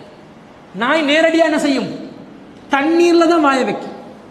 பாத்திரத்தை நக்கி கொண்டா தண்ணி குடிக்கும்? இல்ல, தண்ணீர்ல தான் நேரடியா நாக்கு மூலமா என்ன செய்யும்? தண்ணீர் எடுக்கும். ரசூலா சட்டம் எதுக்கு போடுறாங்க? பாத்திரத்தையே 7 தடவை கழுவுன்றாங்க. நாய் தண்ணியில தான் வாயை வச்சிச்சு, பாத்திரத்தையே 7 தடவை கழுவ சொல்றாங்க. அப்ப கன்ஃபார்மா தண்ணீரை பயன்படுத்த இயலான்னு.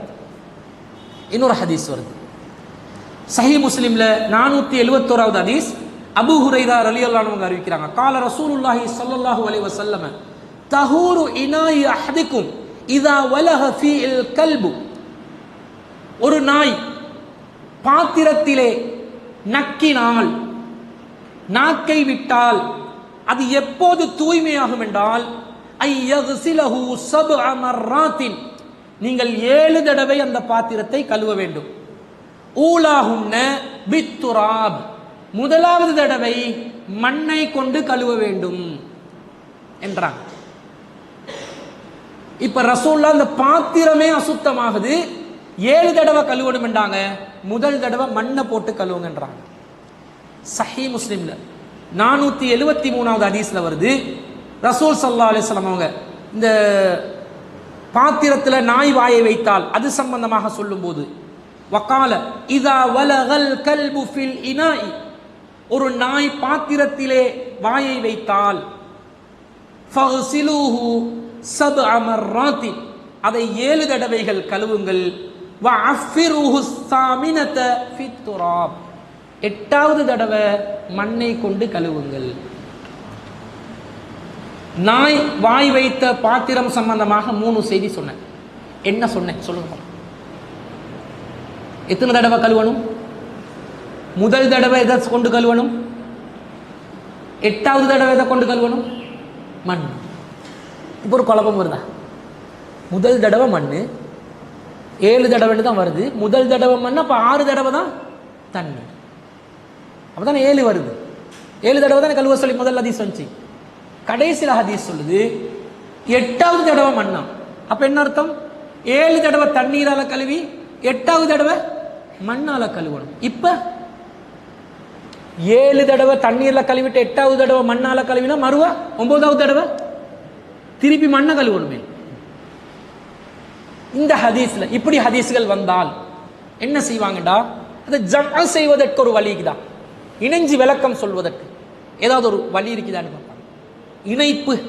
இணைத்தல்ல ஏதாவது ஒரு முடிவு கட்டலாமா என்று பார்ப்பாங்க. இணைப்பில் விளக்கம் சொல்வதற்கு முடியுமா? இதுல சொல்லுங்க பார்ப்போம். முதல் தடவை மண்ணு 8வது தடவை மண்ணு எப்படி இணைக்கிறீங்க? முதல் தடவை மண்ணு மாதிரி அல்லது 8வது தடவை மண்ணு மாதிரி இப்படி சொல்லலாமா? சொல்ல முடியாது. 7 தடவை 8 தடவை இணைக்கலுமா? பேணுதலுக்கு 8 எடுத்தா 8வது தடவை கழுவணும். முதல் தடவை கழுவ சொன்னது 8வது தடவை கழுவின பிறகு பாத்திரத்தில் நிலைமை. இந்த மாதிரி ரிவாயத்துகள் வரும் பொழுது நம்பகத்தன்மையில அதிகமாக அறிவிக்கப்பட்ட செய்திகளுக்கு முரணாக வரக்கூடிய செய்தி என்ன செய்வாங்க? பெண்டிங் வச்சிருவாங்க. அறிவிப்பாளர் சஹியானவர்கள் தான், நம்பகமானவர்கள் தான், அறிவித்தது நபிகள் நாயகம் ஸல்லல்லாஹு அலைஹி வஸல்லம் அவர்களுடைய தோழர்கள் தான், தாபியீன்கள் தபுஅத் தாபியீன்கள் தான். ஆனா இணைத்து விளக்கம் சொல்ல முடியுமா? முதல் தடவை 3ஐயும் இணைச்சு விளக்கம் சொல்றதா இருந்தா முதல் தடவை மண்ணால் கழுவ வேண்டும், பிறகு 6 தடவைகள் அல்லது 7 தடவைகள் தண்ணீரால் கழுவ வேண்டும், மீண்டும் 8வது தடவை மண்ணால் கழுவிட்டு பயன்படுத்தணும். பயன்படுத்தலுமா? மண்ணால கழுவிட்டு எல்லாமே திருப்ப ஒரு தடவை நாங்க தண்ணீரால கழுவினா மறுவ 9வது தடவை கழுவின மாதிரி ஆகும், முரணா போயிடும். அப்ப ஜம்மு பண்ண முடியாது. இந்த நிலையில் அறிவிப்பாளர் சஹியாக இருந்தாலும் சஹீஹ் முஸ்லிம் பதிவு செய்யப்பட்டிருந்தாலும் 8வது தடவை மண்ணால கழுவுங்கிற செய்தியை கொஞ்சம் அப்படி பெண்டிங் வச்சிடும். அப்படி வைங்க. பெண்டிங் அந்த ஹதீஸை நடைமுறைப்படுத்த இயலா. அப்ப நாய் வாய் வைத்தால் முதல் தடவை மண்ணால் கழுவ வேண்டும், பிறகு 6 தடவைகள் தண்ணீரால் கழுவ வேண்டும். மொத்தம் 7 தடவை கழுவிட்டீங்கன்னு அர்த்தம். அப்ப பாத்திரத்தையே கழுவணும் என்றா நாய் வாய் வைத்த தண்ணீரை பயன்படுத்த முடியாத அந்த தண்ணீரை நஜீஸ் என்று வீசிடணும். காரணம் என்ன? நாயிட நாக்கில் இருக்கக்கூடிய அந்த எச்சில், அதிலே இருக்கக்கூடிய கிருமிகள் ரொம்ப கொடூரமான மோசமான கிருமிகள். பலவிதமான நோய் கிருமிகள் உடல்ல இருக்குது. எங்கட உடம்புல இருக்குதான கிருமிகள். உடம்புல பாக்டீரியா இருக்குதா இல்லையா? இருக்குது. எங்கட உடம்புல இயற்கையாவே பாக்டீரியாக்கள் இருக்குது, அது ஒரு பிரச்சனை இல்லை. ஆனா இந்த நாயிட எச்சில ரேபிஸ் என்று வைரஸ்கள் இருக்குது. ரேபிஸ் அது போச்சண்டா உங்களோட உடம்புல எந்தெந்த பகுதி எல்லாமே டேமேஜ் பண்ண முடியுமோ மொத்தத்தையும் டேமேஜ் பண்ணும். சரியா ஒரு வைரஸ் போச்சண்டா அதுக்கு தான் ரேபிஸுக்கு எதிராக இன்ஜெக்ஷன் பண்ண சொல்லி அனிமல் கிளினிக்ல டைமுக்கு வந்து இன்ஜெக்ஷன் அடிச்சிருங்கண்டுவாங்க. பூனைகளுக்கும் அடிப்பாங்க. ஆனா பூனையில வரக்கூடிய அந்த கிருமி எங்களோட உடம்பு தாக்கு பிடிக்கும். நாயிட கிருமிகளை தாக்கு பிடிக்காது. கடுமையான கெட்ட ஒரு வைரஸாக ரேபிஸ் கிருமிகள் இருக்குது. மூளையை கூட தாக்கக்கூடிய தன்மை அதுக்கு இருக்குது. அப்ப அதை வந்து இல்லாமக்கிறதுக்கு அதுக்கு ஆன்டி ரேபிஸாக கொடுக்கப்படுறது. இஸ்லாம் காட்டின வழி என்ன? மண்ணை பயன்படுத்தி ரேபிஸ் போயிரும் என்றாங்க. மண்ணால அந்த நாயிட வாயில இருக்கக்கூடிய ரேபிஸ் வைரஸ்களை அடக்கலாம். மண்ணுல கிருமிகளை அழிக்கக்கூடிய தன்மை இருக்குது. தெரியுமா இல்லையா? நீங்க ஃபில்டர் வாட்டர் எதுக்கு வைக்கிறீங்க? ஃபில்டர் வாட்டர்ல என்ன இருக்குது? மண்ணை தானே வச்சிருப்பான், கல்லை தானே வச்சிருப்பான், அதானே ஃபில்டர் பண்ணி தரும். ஒரு தண்ணீர் அதிக சுத்தமான தண்ணீராக உங்களுக்கு கிடைக்கணும் என்றா அதிகமான கற்களும் மண்ணும் கலந்து அந்த தண்ணி வரக்கூடியதா இருக்கணும். ஆத்துல நீங்க முன்னாடி இருந்து கழுவுறீங்க, குளிக்கிறீங்க, யூரினையும் பாஸ் பண்றீங்க, 100 மீட்டர் தள்ளி இருக்கிறவன் உழவு செய்யறான். என்ன காரணம்? அந்த தண்ணீர் கடந்து வருகின்ற நேரத்தில் கற்களையும் மண்ணையும் கடந்து வருகிறது. அந்த மண்ணில் இருக்கக்கூடிய டெட்ராசைக்ளின், டெட்ராலைட் ஆகிய 2 மூலகங்கள் மண்ணில். இந்த மூலகங்கள் 2 என்ன செய்து இந்த ரேபீஸுக்கு எதிராக செயல்படுகிறது. சுப்ஹானல்லாஹ். ரசூல் ஸல்லல்லாஹு அலைஹி வஸல்லம் ஒரு விஞ்ஞானி கிடையாது. ஆனா இது வஹீயின் வெளிப்பாடு. மண்ணை இயற்கையா சுத்தம் செய்து, இதுக்கெல்லாம் உங்களுக்கு விஞ்ஞான அறிவெல்லாம் இந்த டெட்ராவை பத்தி எல்லாம் தெரிய வேண்டிய அவசியம் இல்லை. கபர்ல ஒருத்தரை அடக்குறீங்க, உடம்பு அழுகி போகுது, 6 மாசத்துல தோண்டி பாருங்க, அந்த மண்ணை செக் பண்ணி பாருங்க, பியோர் மண்ணா இருக்கும். அது மொத்த அந்த உடம்புல இருக்கிற எல்லா பாக்டீரியாக்களும் ஃபங்கஸ்களையும் வைரஸ்களையும் அப்படியே உறிஞ்சி எடுத்து வடிச்சு வடிகட்டி நிலத்துக்குள்ள அனுப்பி மண்ணு தன்னை தானே சுத்தமாக்கி கொள்ளும்.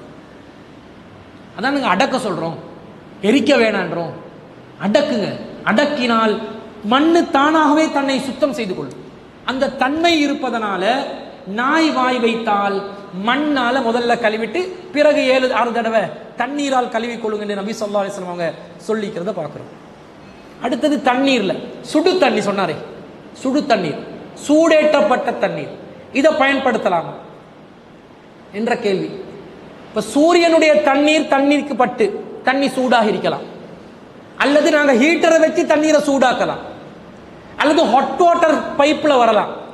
இதுல வுளு செய்வதற்கு தடை ஏதாவது இருக்குதா? எந்த தடையும் இல்லை.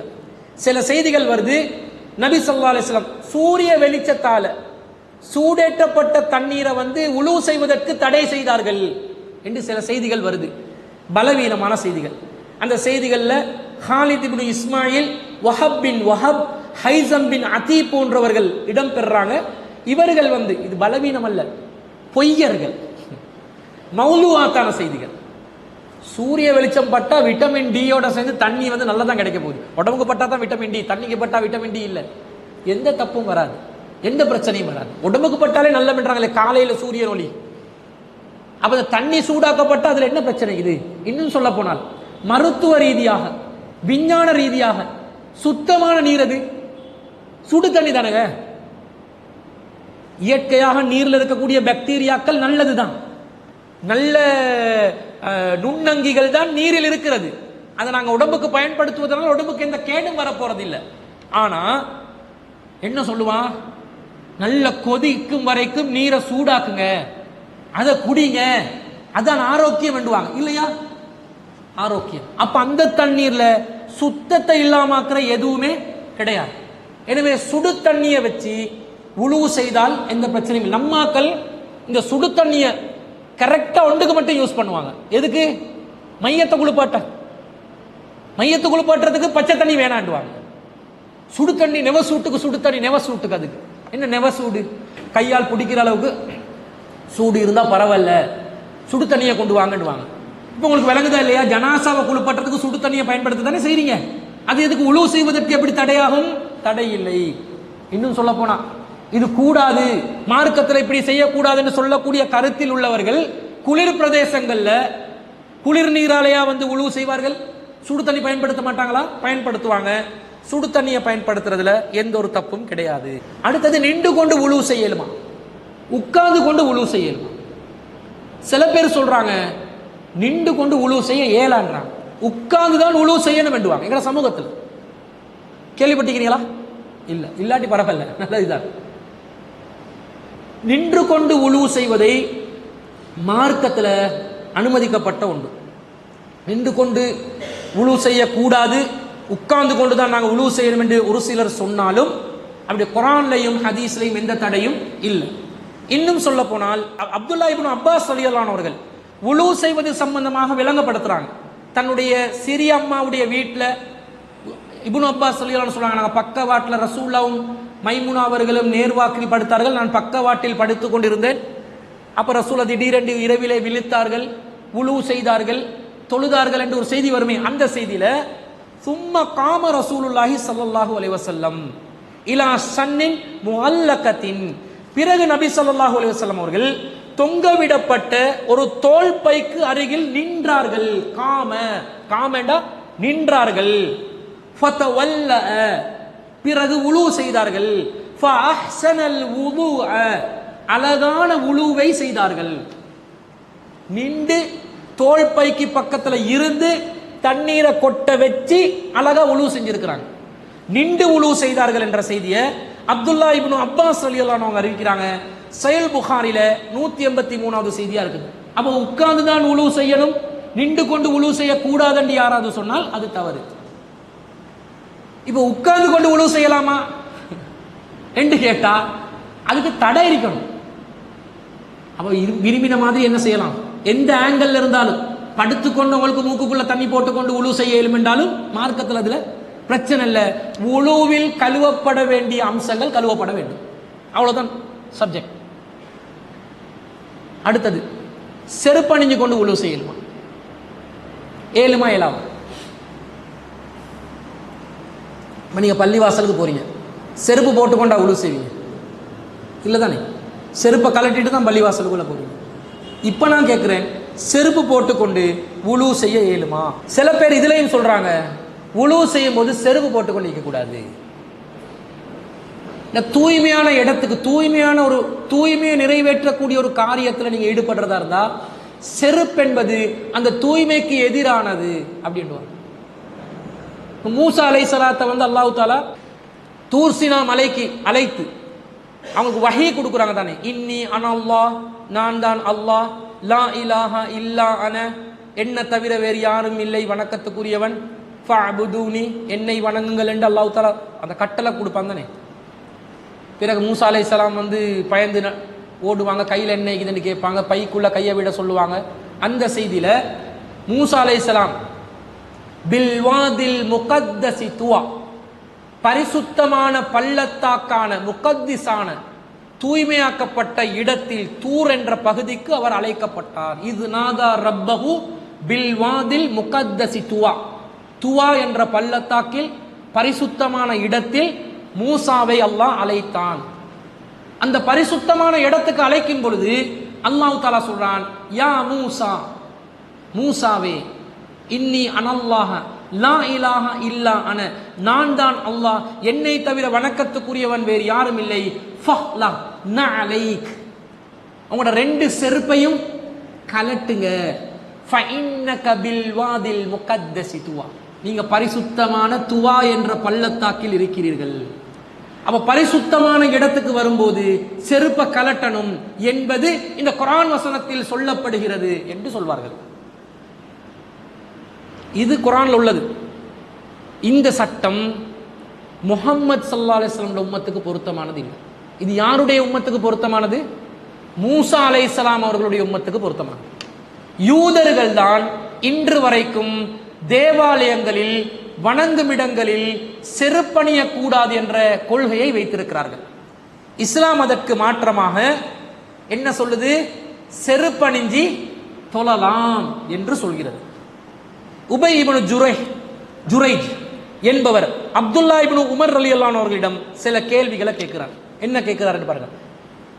யா அபா அப்துர் ரஹ்மான், அபு அப்துர் ரஹ்மான் அவர்களே, அப்துல்லா இப்னு உமர் ரலியல்லாஹு அன்ஹு அவருடைய மகன், அவருக்கு ஒரு சிறப்பு குண்ணியத்தான பேர் அபு அப்துர் ரஹ்மான்.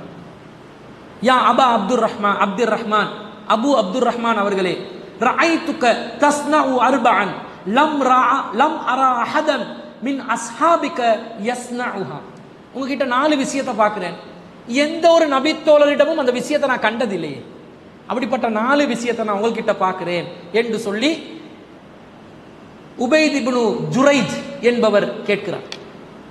கால வமாஹிய யப்னு ஜுரைஜ், இப்னு ஜுரைஜ், அது என்ன என்கிட்ட பார்த்த 4 விஷயம். கால ரஅய்துக லா தமஸ்ஸு மினல் அர்கானி இல்லா யமானியீன, நீங்க அந்த யமானியின் 2 இருக்குது, ருக்னுல் யமான், அதே மாதிரி ஹஜ்ருல் அஸ்வத், காபத்துல்லால 2 தூண்கள், வலது தூண்கள் என்றுவாங்க. அந்த 2 தூண்கள்ல தவிர நீங்க காபாவை தொடுறது, 2 மூலைகளை தொடுவதை நான் பார்க்கவில்லை. வரஐதுக தல்பசு நிஆலஸ் சிப்தியா, நீங்க சிப்தியாவின் செருப்புகளை அணிவதை பார்த்து கொண்டிருக்கிறேன். வரஐதுக தஸ்புகு பிஸ்ஸுஃப்ரதி, நீங்க மஞ்சள் நிறத்தில் வாசனைகளை பயன்படுத்துவதை பார்க்கிறேன். வரஐதுக இதா குன்த பிமக்கத அஹல்லன் நாசு இதா ரஅவுல் ஹிலால வலா சுஹில்ல அன்த ஹத்தா கான யௌமத் தர்விய தர்வியா. நீங்க மக்கள் எல்லாம் ஹிலால் ஹிலால் உஹில்ல செய்யப்பட்ட பிறகு, அதாவது பிறை பார்த்தப்பட்ட பிறகு தல்பியா சொல்லுகின்ற நேரத்தில் எல்லாரும் எஹ்ராமுக்குள்ளே நுழைகிறார்கள். நீங்க 8வது நாள் மட்டும்தானே எஹ்ராமுக்குள்ள போறீங்க, அந்த நாள் பார்த்து நீங்க எஹ்ராமுக்குள்ள வாரீங்க, என்ன காரணம் அப்படின்னு கேட்கிறாங்க. அவர் சொல்கிறார், கால அப்துல்லா அம்மல் அர்கானு ஃபஇன்னி லம் அரா ரசூலுல்லாஹி ஸல்லல்லாஹு அலைஹி வஸல்லம் யமஸ்ஸு இல்லல் யமானியீன். நபி ஸல்லல்லாஹு அலைஹி வஸல்லம் அவர்கள் அந்த 2 வலது தூண்கள் இருக்குதே, அஜ்ருல் அஸ்வத்தும் ருக்குனுல் யமான், அந்த 2 தவிர வேற எந்த முனைகளையும் காபாவிலே தொட்டதை நான் பார்த்ததில்லை. எங்களுக்கு வேணுமெண்டா ருக்குனுல் யமான் என்ற அந்த தூணை தொடலாம், அஜ்ருல் அஸ்வத்திக்கிற தூணை தொடலாம். மற்ற எல்லா தூணையும் காபால புடவை இழுத்துக்கொண்டு உம்ராக்கு ஹஜ்ஜுக்கு போறவங்க தொங்கிக் கொண்டு இருக்கக்கூடாது. இது ரசூலா செஞ்சிருக்கிறாங்க. வ அம்மன் நிஆலுஸ் சிப்தியா, இந்த சிபுத்தியாவின் செருப்பு, அதாவது முடி இல்லாத செருப்பை, செருப்புல முடியோட செருப்பு வச்சிருக்கிறாங்க, முடி இல்லாத செருப்பும் வச்சிருக்கிறாங்க. அவர் சொல்கிறார், நான் முடியில்லாத செருப்பை அணிந்து கொண்டு இருக்கின்றேனே. ஃபஇன்னி ரஅய்து ரசூலல்லாஹி ஸல்லல்லாஹு அலைஹி வஸல்லம் யல்பசு நஅலுல்லதி லைஸ ஃபீஹா ஸஅருன். ரசூலுல்லாஹ் இந்த மாதிரி செருப்பு அணிந்திருக்கிறாங்க, முடியில்லாத செருப்பை அணிந்திருக்கிறார்கள். ஃபயதவல்லு ஃபீஹா, அந்த செருப்பை அணிந்தவர்களாகவே வுலு செய்தும் இருக்கிறார்கள். நம்மளோட டாபிக்கு தேவையானது முடியில்லாத செருப்பு. அந்த மிருகங்களிட தோல் செருப்பு எடுக்கும்போது அதுல ரோமங்களையும் சேர்த்து வச்சு செருப்பு வச்சிருக்கிறாங்க அந்த காலத்தில். இன்னைக்கும் அப்படி சில பட்டியெல்லாம் வரும் தானே. அப்படி இல்லாம பாலிஷ் பண்ணப்பட்ட நிலையில தோள்கள் பதறிடப்பட்டு பயன்படுத்தப்பட்டதும் இருக்குது. இப்ப ரசூலா இந்த மாதிரி செருப்பு போட்டு, தோல் செருப்பு முடியில்லாததை போட்டு வுலூவும் செஞ்சிருக்கிறாங்க, அதை நான் பார்த்திருக்கிறேன். வ அம்ம சுஃப்ரது ஃபஇன்னி ரஅய்து ரசூலல்லாஹி ஸல்லல்லாஹு அலைஹி வஸல்லம் யஸ்புகு பிஹா ஃபஅன உஹிப்பு அன் அஸ்புக பிஹா. இந்த மஞ்சள் நிறத்தில் உள்ள வாசனை திரவியங்களை ரசூலா பயன்படுத்தினாங்க, எனவே நானும் அதை பயன்படுத்த விரும்புகிறேன். வ அம்மல் இஹ்லாலு, இந்த இஹ்லால் இருக்குதே, அதாவது சப்தமிடுதல். என்ன சப்தமிடுதல்? இந்த தல்பியா சொல்வது, இந்த ஹஜ்ஜுக்காக வேண்டி உம்ராவுக்காக வேண்டி தல்பியா சொல்வது இருக்கிறதே, இங்கல இஹ்லால் தான் வருது, ஆனா அதுக்கு அர்த்தம் தல்பியா.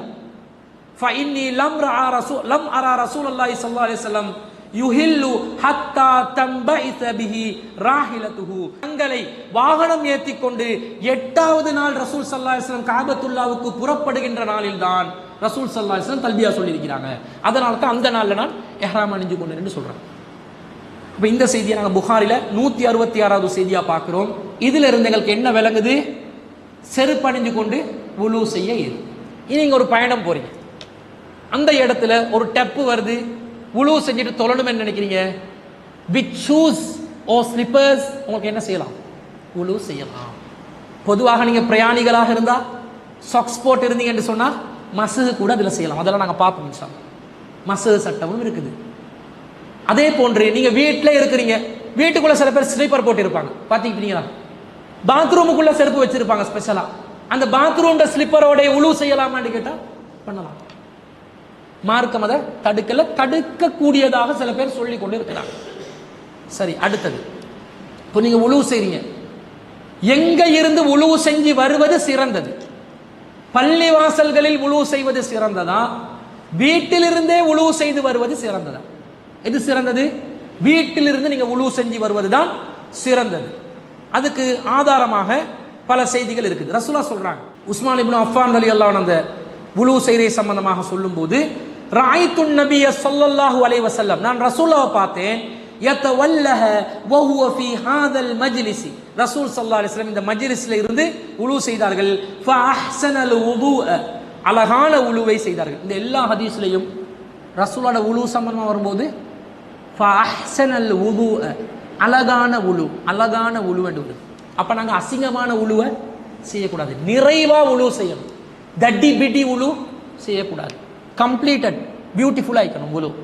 அதுக்காக அவர் கணக்கில் தண்ணியை வேஸ்ட் பண்ணவும் கூடாது, அழகான வுலுவை செய்யணும். பிறகு சும்மா கால, பிறகு ரசூலா சொல்றாங்க, மன் தவல்ல மிஸ்ல ஹாதல் வுதுஅ யார் இந்த மாதிரி உலுவை செய்வார்களோ, சும்ம அத்தல் மஸ்ஜித், பிறகு யார் மஸ்ஜிதுக்கு வருவார்களோ, ஃபரகஅ ரகஅத்தைனி, பிறகு 2 ரக்காத் தொழுவார்களோ, சும்ம ஜலச, பிறகு உட்காருவாரோ, குஃபிர லஹு மா தகத்தம மின் தம்பிஹி, அவருடைய முன்பாவங்கள் மன்னிக்கப்படும். இப்போ முன்பாவங்கள் மன்னிக்கப்படணும் என்றா உலு செஞ்சிட்டு பள்ளிவாசலுக்கு வரணும். வாக்கிங்ல வரலாம், அல்லது வாகனத்தில் வரலாம், அல்லது எப்படி யாராவது ட்ராப் கொண்டு கொடுத்தாலும் பரவாயில்ல. ஆனால் உலு செஞ்சுட்டு பள்ளிக்கு வாங்க. அப்படி வந்தா 2 ரக்காத் வந்து தொழுந்துட்டு உட்காரணும். பள்ளிக்கு என்ற ஒரு காணிக்கை இருக்குது தானே, அந்த 2 ரக்காத் தொழுந்துட்டு உட்கார்ந்தா உங்களுக்கு அந்த ரமலான்ல லைலத்துல் கத்ர் இரவெல்லாம் அடைஞ்சா குஃபிர லஹு மா தகத்தம மின் தம்பிஹி கிடைச்சிடும். ஒரு சான்ஸ் பாருங்க. பிறகு நபி ஸல்லல்லாஹு அலைஹி சொல்றாங்க, வகால நபி ஸல்லல்லாஹு அலைஹி வஸல்லம் லா தக்தரு, ஆனால் நீங்க இப்படி இந்த உங்களோட பாவங்கள் எல்லாம் மன்னிக்கப்பட வேண்டும் என்றால் நீங்கள் வேறு பாவங்கள்ல மூழ்கியும் இருக்கக்கூடாது. ஒரு பாவத்தில் ஆல்ரெடி மூழ்கி இருக்கிறீங்க, எல்லா பாவமும் மன்னிக்கப்படணும், எல்லா பாவமும் மன்னிக்கப்படணும் வேண்டாம், மூழ்கின பாவத்திலேருந்து விலகி வந்துடணும். அதையும் ரசூல் ஸல்லல்லாஹு அலைஹி வஸல்லம் அவங்க சொல்றதை நாங்கள் பார்க்குறோம். இந்த செய்தியை ஹும்ரான் இப்னு அஃபான் அவர்கள் அறிவிக்கிறார்கள். புகாரியில 6433வது செய்தியா வருது. இதே சஹீஹ் முஸ்லிம்ல 388வது செய்தியாவது வகானத் ஸலாத்துஹு, அவர் தொழுந்த 2 ரக்காத் தொழுகையும், வ மஷ்யுஹு இலல் மஸ்ஜிதி, அவர் பள்ளிவாசலுக்கு வாக் வந்தாரே, நடந்து வந்தாரே, அந்த நடையும் நாஃபிலத்துன், அவருக்கு உபரியான வணக்கமாக மாறிவிடும், உபரியான தொழுகை போல ஆகிடும். அவருடைய வாக்கிங், ஜஸ்ட் வாக்கிங், வாக்கிங் டிஸ்டன்ஸா இருந்தா வாக்கிங், லாங் டிஸ்டன்ஸா இருந்தா நீங்க வெஹிக்கல்ல வாருது, அதுவும் உங்களுக்கு நாஃபிலா உபரியான வணக்கத்தின் அந்தஸ்தாக மாறிவிடும் என்பதை நாங்கள் பார்க்கிறோம். நபி ஸல்லல்லாஹு அலைஹி வஸல்லம் அவங்க இந்த செய்தியை சொல்றாங்க. உஸ்மான் ரலியல்லாஹு அன்ஹு அவருடைய அடிமை ஹும்ரான் அவர்கள் அறிவிக்கக்கூடிய செய்தி. அதே மாதிரி பள்ளிவாசல்லையும் உலு செய்யறதுக்கு ஏற்பாடு செய்யலாம் என்பதை நாங்கள் ஒரு செய்தியில பார்க்கிறோம். புகாரியில 3575வது செய்தி அனஸ் இப்னு மாலிக் ரலியல்லாஹு அன்ஹு அறிவிக்கிறாங்க. அப்ப ஒரு சந்தர்ப்பத்தில் ஃபஉத்தியன் நபியு ஸல்லல்லாஹு அலைஹி வஸல்லம் பி மிஹ்லபின் மின் ஹிஜாரத்தின் ஃபீ இமாஉன், ஒரு முறை தொழுக நேரம் வருது. அந்த நேரத்தில் மஸ்ஜிது நபவி பள்ளிவாசலுக்கு அருகில் வீடு அமைஞ்சவங்க என்ன செய்யறாங்கன்னா உலு செய்யறதுக்காக போறாங்க வீட்டுக்கு. பள்ளிவாசலுக்கு பக்கத்துல தான் இருக்கிறாங்க. தொழுக நேரம் வந்தோடனே பள்ளிக்குள்ள போயிட்டு உலு செய்யாம என்ன செய்யறாங்க, வீட்டுக்கு போயிட்டு உலு செஞ்சுட்டு வராங்க. வீட்டில் உலு செய்வது வலியுறுத்தப்பட்டது. உலு செஞ்சு வந்து பிறகு ரசூல் ஸல்லல்லாஹு அலைஹி வஸல்லம் அவர்கள் ஒரு கூட்டத்தார் பள்ளிவாசல் அருகில் வீடு இல்லாத தூரம் இருக்கிறாங்க வீடு, அவங்க வீட்டுக்கு போயிட்டு வந்தா வக்து போயிருமே, அப்படிப்பட்டவங்களுக்கு நபி ஸல்லல்லாஹு அலைஹி வஸல்லம் ஓட மிஞ்சி இருக்கிறாங்க. அந்த நேரம் ரசூலுல்லாஹ்விடம் ஃபஉத்தியன் நபி ஸல்லல்லாஹு அலைஹி வஸல்லம் பி மிஹ்லபின், ரசூலுல்லாஹ்வுக்கு ஒரு கல்லிலான ஒரு ஏனம் ஒன்று கொண்டு வரப்படுது, சின்ன பாத்திரம் ஒன்று கொண்டு வர, மின் ஹிஜாரத்தின் ஃபீ இமாஉன், அதுல தண்ணீர் இருந்தது. ஃபவலஅ கஃபஹு ஃபஸஹுரல் மிஹ்லபு, ரசூல் ஸல்லல்லாஹு அலைஹி வஸல்லம் தன்னுடைய கையை அந்த பாத்திரத்தில் வைத்தார்கள்.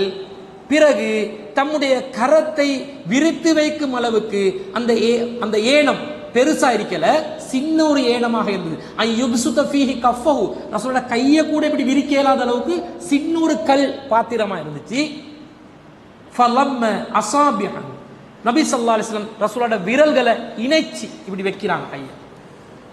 ஃபவலஅஹா ஃபில் மிஹ்லபி, அந்த ஏனத்துக்குள்ள ரசூல் ஸல்லல்லாஹு அலைஹி வஸல்லம் கையை வச்சாங்க. ஃபதவல்ல அல் கௌமு குல்லுஹும் ஜமீஆ, அந்த கல் பாத்திரத்தில் ரசூல் ஸல்லல்லாஹு அலைஹி வஸல்லம் இப்படி கையை வைக்கிறாங்க. கையை கூட வைக்கிற அளவுக்கு இடம் இல்லை, விரிச்சு வைக்கலாம், ஒட்டி வைக்கிறாங்க. அதுல அந்த எஞ்சி இருந்த அனைவரும் வுலு செய்தார்கள். குல்து கம் கான், எத்தனை பேர் அங்க இருந்தாங்கன்னு கேட்டாங்க. அனஸ் ரலியல்லாஹு சொல்றாங்க, கால சமானூன ரஜுலன், 80 பேர் வுலு செஞ்சாங்க. ரசூலுல்லாஹ்வுடைய விரல்களுக்கு இடையிலே தண்ணீர் பீரிட்டு கொண்டு வந்தது. அந்த கல் பாத்திரத்தில் கொஞ்சம் தான் தண்ணி இருந்துச்சு. ரசூலுல்லாஹ் பிஸ்மில்லாஹ்னு கையை வைக்கிறாங்க. பிஸ்மில்லாஹ்னு கையை வச்சோடனே தண்ணி என்ன செய்யுது, அப்படியே பீரிட்டு கொண்டு வருது. 80 பேர் வுலு செய்தார்கள் என்ற செய்தியை சஹீஹ் புகாரியிலே 3575வது செய்தியா பார்க்கணும். இதுல இருந்து என்ன விளங்குது, பள்ளிவாசல்ல 80 பேருக்கு உழு செய்யறதுக்கு ஒரு ஹவுல் ஒன்றை ஏற்பாடு செஞ்சு கூட கொடுக்கலாம். இது ஒரு மூஜிசா, இது ஒரு அற்புதம். நபிகளாருடைய வாழ்க்கையில் நடந்த ஒரு சிறப்பான வியப்பான ஒரு அதிசயமான நிகழ்வு. ரசூலா பிஸ்மில்லா என்று சொன்னதனால தான் அல்லாஹ் அனுமதி கொடுத்து அந்த தண்ணீரை 80 பேருக்கு அந்த சின்ன கல்பாத்திரத்தில் எப்படி உழு செய்யறது அந்த ஏற்பாடு நடக்குது. இதுல இருந்து நாங்க புரிஞ்சு கொள்ற சட்டம், பள்ளிவாசல்ல உழு செய்யறதுக்கு டப் வடிவத்திலேயோ அல்லது பாத்திரம் வடிவத்திலேயோ, இங்க பாத்திரத்தால தண்ணீர் பீரிட்டு கொண்டு வந்துக்குது. எல்லா சாபாக்களும் என்ன செய்யறாங்க, கம்ப்ளீட்டா உழு செஞ்சு கொள்றாங்க. பிறகு ரசூலா உழு செய்யறாங்கன்னு வருது. அப்ப இதை நாங்க பார்க்கிறோம். அதே போல இன்னொருத்தருடைய உதவியை நாங்கள் எடுத்துக்கொண்டு உழு செய்யவும் இல்லை. இப்ப நாங்க உழு செய்யறது, நாங்க செய்யற உழு, இன்னொருத்தருக்கு தண்ணீரை ஊத்த சொல்லி அந்த தண்ணீரை வடிய வைக்கிற நிலையில நாங்க என்ன செய்யலாம், உழு செய்யலாம். இது ஒரு மகத்தான ஒரு நன்மையை பெற்றுத்தரக்கூடிய காரியம். ஒருத்தர் உழு செய்வதற்கான ஏற்பாடை நாங்கள் செய்து கொடுக்க வேண்டும். அந்த உழுவுக்கு நாங்கள் உதவி செய்ய வேண்டும். எப்படி செய்தி வருது என்று சொன்னா, கால உசாமத் இப்னு ஸைத், உசாமத் இப்னு ஸைத் ரசூலுல்லாஹ்வுடைய வளர்ப்பு மகனாக கருதப்பட்ட ஸைத் அவர்களுடைய மகன் உசாமா, ரசூலுல்லாஹ்வுக்கு ரொம்ப விருப்பமான 2 பேர் உசாமா அவர்கள். ஃபஜஅல்து அஸுப்ப அலைஹி வ யதவல்லு, நான் நபி ஸல்லல்லாஹு அலைஹி வஸல்லம் அவர்களுக்கு தண்ணீர் ஊற்றி கொடுத்தேன், அவர்கள் உழு செய்தார்கள். நாங்க யாராவது உழு செய்யறதுக்கு கொஞ்சம் டெப்ப பிடிங்கண்டா, தண்ணியை கொஞ்சம் ஊத்துங்கண்டா, சும்மா நீங்க வா உங்களோட வேலைக்காரனாவா என்று போகக்கூடாது. உழு செய்வதற்கு உதவி செய்யக்கூடியவர்களாக இருக்கேன். ஃபகுல்து யா ரசூலல்லாஹ், நான் அல்லாஹ்வின் தூதரே என்று சொன்னேன். அத்துஸல்லி, நீங்கள் தொழப்போகிறீர்களா என்று கேட்டேன். ரசூலுல்லாஹ் சொல்றாங்க, அல் முஸல்லா அமாமக, தொழுகவிடம் உமக்கு முன்னால் தான் இருக்கிறது, எனவே நாங்கள் தொலைதான் போறோம் என்று சொல்லி நபி ஸல்லல்லாஹு அலைஹி வஸல்லம் சொன்னதாக அந்த செய்தி வருது. உசாமா பின் ஸைத் ரலியல்லாஹு அன்ஹு இருக்கிறாங்க. 181வது செய்தியா வருது. இதன் மூலம் உழு செய்வதற்காக உதவி செய்யலாம் என்றதையும் நாங்கள் விளங்கிக் கொள்றோம். இது உழுவுக்கு முன்னால் நாங்கள் தெரிஞ்சு கொள்ள வேண்டிய அம்சங்கள் என்னன்றதை நாங்கள் எல்லாம் பார்க்கிறோம். அப்ப தண்ணீர் சம்பந்தமாக எங்களுக்கு தெரியும், உழு செய்யறதுல அடிப்படையான சில விஷயங்களும் தெரியும். உழு செய்யறதுக்கு உதவி செய்யறது, தண்ணீர் பாத்திரங்கள் ஏற்பாடு செய்வது, எப்படி பள்ளிவாசல்ல ஏற்பாடு செய்யறது, வீட்டில இருந்து உழு செய்து வாரது, இது சம்பந்தப்பட்ட செய்திகளை நாங்கள் இன்னைக்கு படிச்சுக்கிறோம். இன்ஷா அல்லாஹ் அடுத்த வாரம் உழு செய்யும் முறை சம்பந்தமாக நியத்திலிருந்து கடைசி வரைக்கும், இறுதி வரைக்கும் எல்லா அம்சங்களையும் இன்ஷா அல்லாஹ் பார்க்க இருக்கிறோம். வாஹிர் தாவானா அல்ஹம்துலில்லாஹ்.